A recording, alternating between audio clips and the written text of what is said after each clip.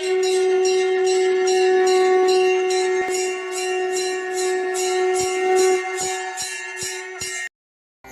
ஸ்ரீ குருப்பியோ நமஹ. ஓம் கம் கணபதையே நமஹ. நம்ம ஸ்ரீநிகேதன் வலைதளம் வாயிலாக முருகப்பெருமானுடைய சஹஸ்ரநாமத்திலிருந்து தினம் ஒரு நாமாவளியை சிந்திச்சுருக்கோம். இன்றைய தினம் 784வது நாமாவளியாக ஓம் விரோதிக்னாய நமஹ. இந்த நாமாவளி முருகப்பெருமான விரோதிகளை நாசம் செய்பவருக்கு நமஸ்காரம்.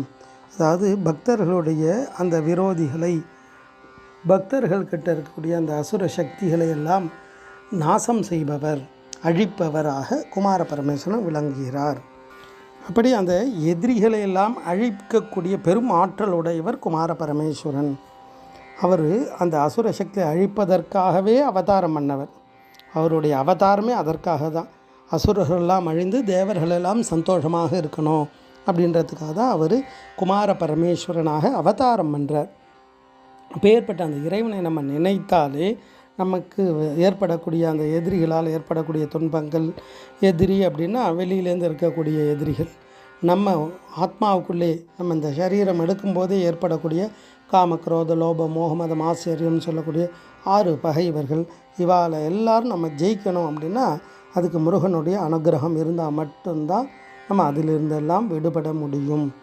அப்படி எல்லா விதமான விரோதங்களானது வந்துட்டே இருக்கும். இந்த பூமியில் விரோதா அப்படின்னாலே என்ன அர்த்தம் அப்படின்னா பகைமை, எதிர்ப்பு, ஒவ்வாமை, தடை, இடையூறு, கலகம், இதெல்லாம் இல்லாமல் வாழ்க்கை இருக்காது, வந்துட்டே இருக்கும்.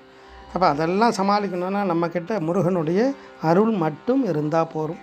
முருகனுடைய அருள் இருந்தால் எல்லாத்திலிருந்தெல்லாம் விடுபட முடியும், எல்லா துன்பங்களிலிருந்தெல்லாம் விடுபட முடியும். அதனால தான் திருப்புகழில் அழகாக வர்ணிப்பார். சகல துக்கமும் அற, சகல சர்க்குணம் வர, தரணியில் புகழ் பெற, தகைமை பெற்று உனது பொற்சரணம் எப்பொழுதும் நட்போடு நினைத்திட அருள் தருவாய் என்றார். அப்படி முருகப்பெருமானுடைய திருவடியை நினைக்கிறதுக்கு, சதா அவரை நினைக்கிறதுக்கான வரம் கொடுத்துட்டார்னா அந்த வரம் நமக்கு எல்லா விதமான பலத்தையும் கொடுத்துடும்.